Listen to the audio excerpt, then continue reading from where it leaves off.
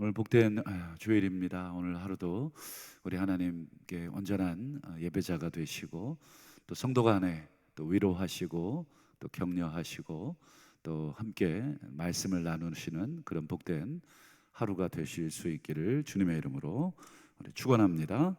오늘 함께 보신 본문으로 과부가 전 재산을 드린 이유, 과부가 전 재산을 드린 이유라는 제목으로 잠시 말씀의 은혜를 나누겠습니다. 오늘 헌금에 대한 이야기를 하고 계신데 이유가 있겠죠. 예수님 돌아가시기 전에 헌금 좀 많이 내라 이렇게 말씀하시려고 여러분 지금 십자가 앞두고 그 바쁜 시간에 그 하셔야 될 일들도 많은데 그 헌금 얘기하시려고 예수님께서 이 헌금함에 앉으셨는가? 물론 표면적으로 여러분 오늘 과부의 두 렙돈의 헌금을 칭찬하신 것으로 우리가 볼 수 있지만 여기에는 예수님의 더 본질적인 의도가 있고 또 목적이 이 안에 있습니다. 오늘 그 부분을 조금 더 살펴보도록 하겠습니다. 예수님 시대에는 13개의 헌금함이 있었습니다. 오늘날도 우리 주정 헌금이 있고 11조 있고 또 감사 헌금이 있고 또 건축 헌금, 선교 헌금 등등이 우리가 있죠. 예수님 시대는 13개인데 그 중에 7개 함은 쭉 성전세입니다. 이거는 11조 그다음에 구제금과 더불어 모든 사람에게 부과된 반세겔이라고 하는 모든 사람에게 부과된 일종의 세금입니다. 세금. 이스라엘 사회는 여러분 종교와 정치가 분리되지 않습니다. 그래서 따로 대통령이 있거나 총리가 있지 않습니다.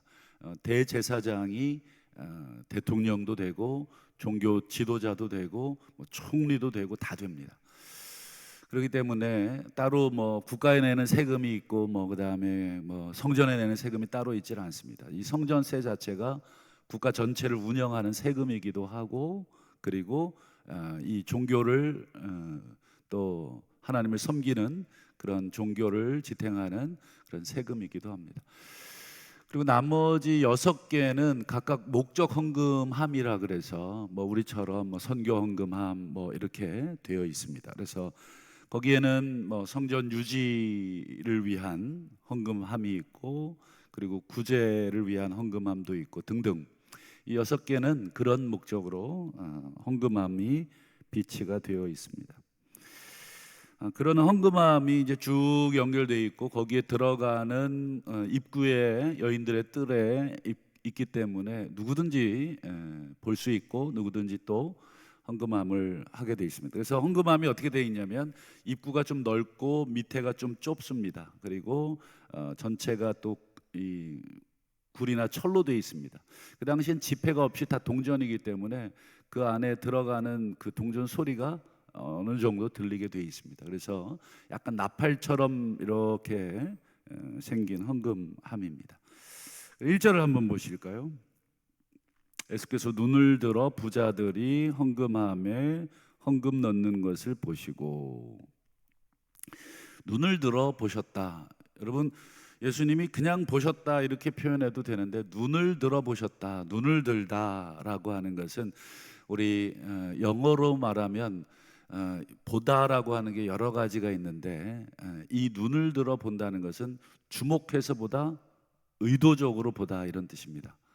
그냥 우리가 수많은 사람들이 헌금을 내고 있으니까 우리도 저도 주일날 이렇게 들어오다 보면 성도님들이 헌금하는 걸 보게 되는데 의도적으로 제가 이렇게 들어가기 전에 이렇게 지켜보고 있다고 한다면 좀 비참하네 또 부담스럽지만 여기서 예수님은 지금 의도적으로 거기 서서 지금 보고 계시는 것입니다. 얼마나 부담스럽겠습니까? 좌우간 의도적으로 보셨어요. 근데 여러 부자들이 이제 헌금함을 넣는 것도 보시고 그 다음에 2절도 한번 보실까요? 이번엔 어떤 가난한 과부도 헌금함에 헌금하는 것을 보셨어요. 그런데 두 랩돈을 넣는 것을 보셨다. 그러니까 이 손에 쥐고 있는 것도 이렇게 보신 거죠. 그러니까 의도적으로 본 것이 틀림이 없습니다. 여기서 두 랩돈은 오늘날로 얘기하면 한 3천 원 정도 됩니다. 뭐 오늘날로 어떤 기준을 잡느냐인데 한 10만 원을 일당으로 기준을 잡았을 때 그렇습니다. 오늘 한 사람이 한 하루에 한 10만 원을 번다. 시급이 10,000원이고 한 10시간 정도 뭐 일한 것을 기준으로 했을 때 한 10만 원을 우리가 기준해 보면 요거는 두 랩돈은 최소 화폐거든요. 그 당시에. 그래서 이 두 개를 넣었으니까 동전 아주 조그만한 우리나라 1원짜리 요즘 없죠. 1원짜리 뭐 옛날에 있었던 적이 있었는데 그 금액에 해당되는 그런 단위인데요. 그 당시에 이제 헌금함은 누가 관리를 했냐면 당연히 제사장들이 관리를 합니다. 제사장들이 헌금함에 쭉 서 있습니다. 물론 도난 방지용 우리 교회는 뭐 CCTV를 달아놔서 도난 방지를 뭐 예방하지만 그 당시에도 이 헌금함을 관리하는 사람이 있어야죠. 아니면 들고 도망갈 수도 있으니까 제사장들이 헌금함에 이렇게 서 있습니다. 그리고 순례객들이나 예배자들 또 제사자들이 헌금을 드릴 때 물어봅니다. 이 헌금은 어떤 목적입니까? 이건 뭐 성전세입니다. 그러면 저쪽으로. 이거는 뭐 구제 헌금입니다. 그러면 이쪽으로. 이렇게 안내도 해주고 또 이렇게 합니다. 그리고 이제 금액도 물어보죠. 금액도 보기도 하고 또 물어보기도 하고 그렇습니다.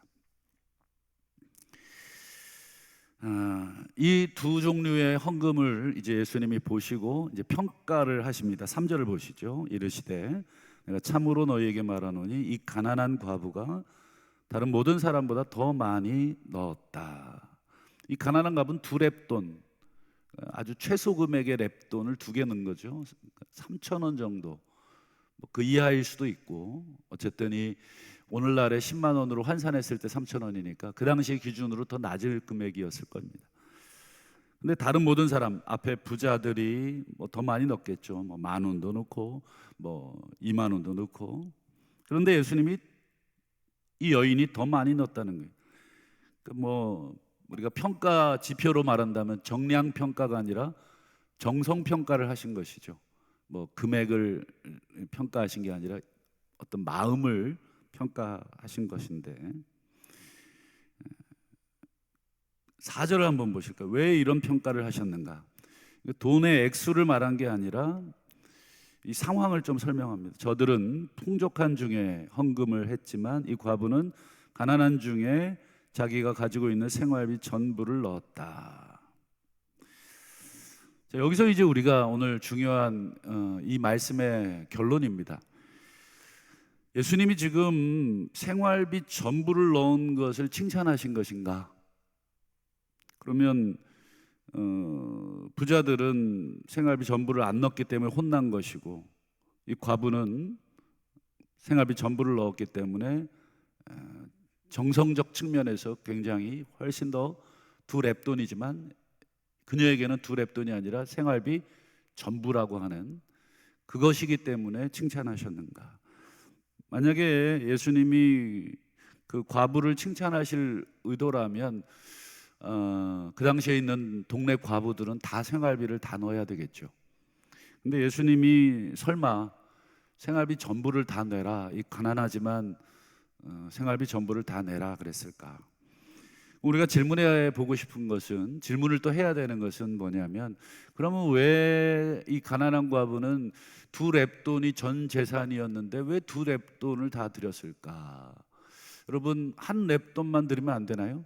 이게 성전세가 의무금이 아니라 이게 이제 뭐 여러 가지 구제금이기도 하고 뭐 의무금은 금액이 정해져 있지만 다른 것들은 성경에 금액을 정한 바가 없습니다.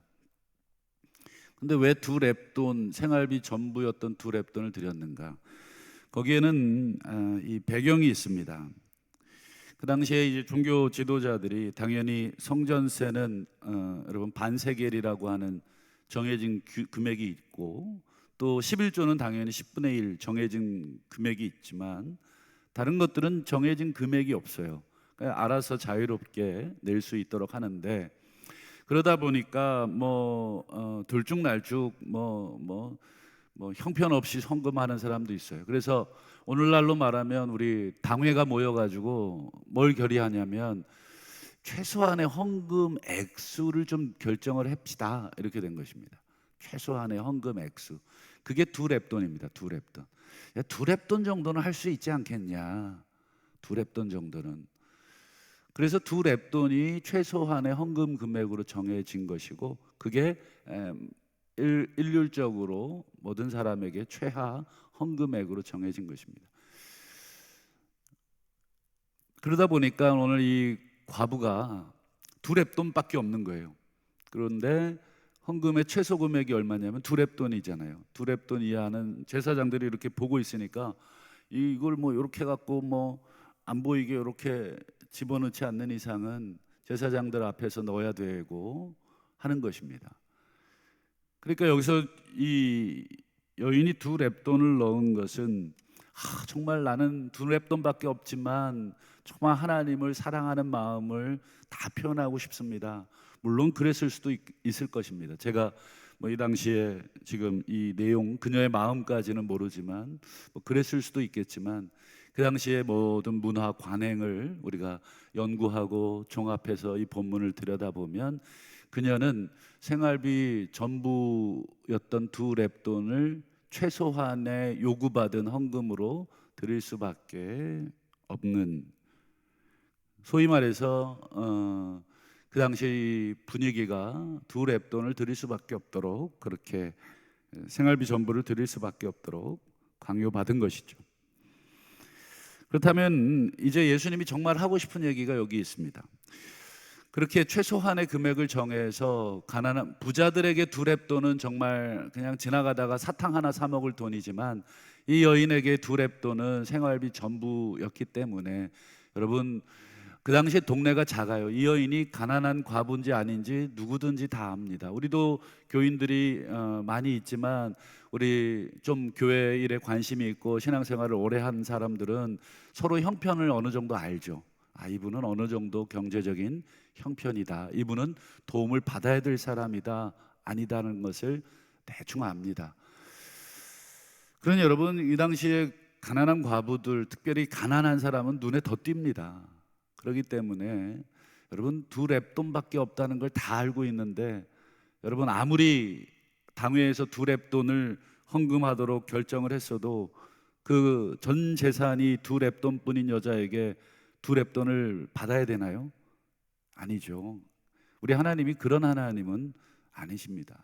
또 성경에 성전세와 11조에는 금액을 정하시지도 않았고 자기가 자원하는 대로 하도록 되어 있죠. 그런데 그거를 지금 정해놓고 지금 받은 것입니다.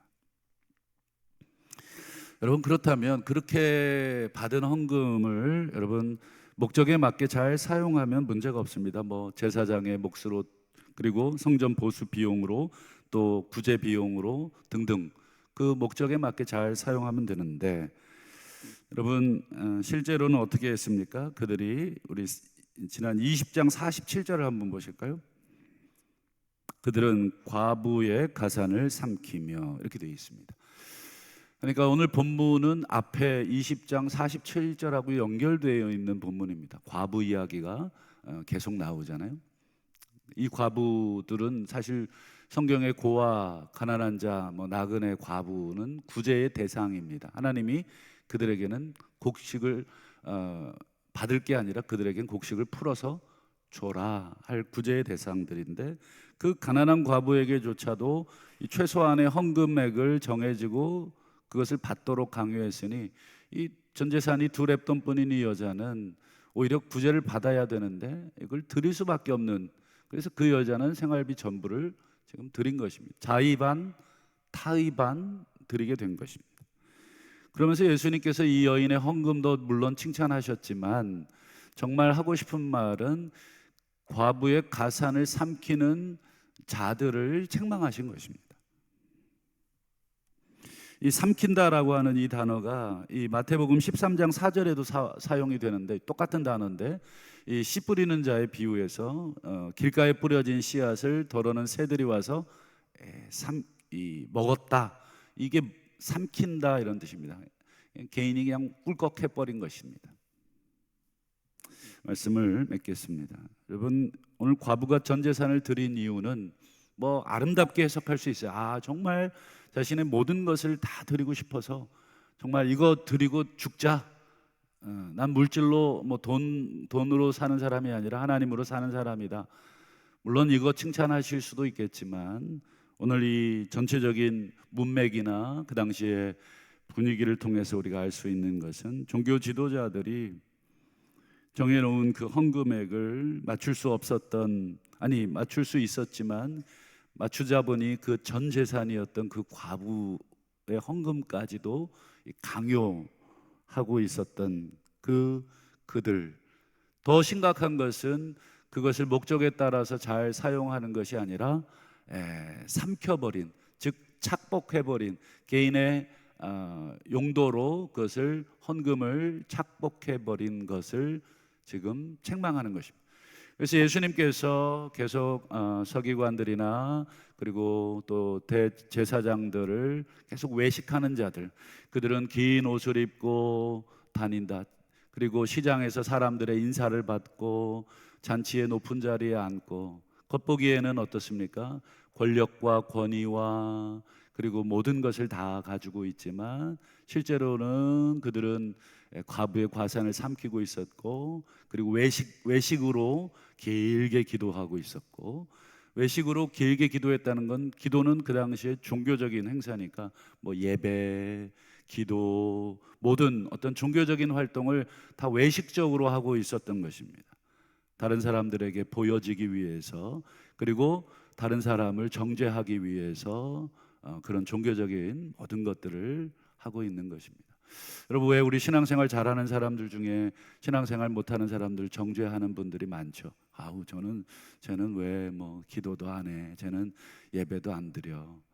물론 여러분 그런 생각이 들 수 있지만, 여러분 그 마음이 우리가 정죄하는 마음까지 간다면 우리가 외식으로 그렇게 신앙생활을 할 수 있는 것입니다.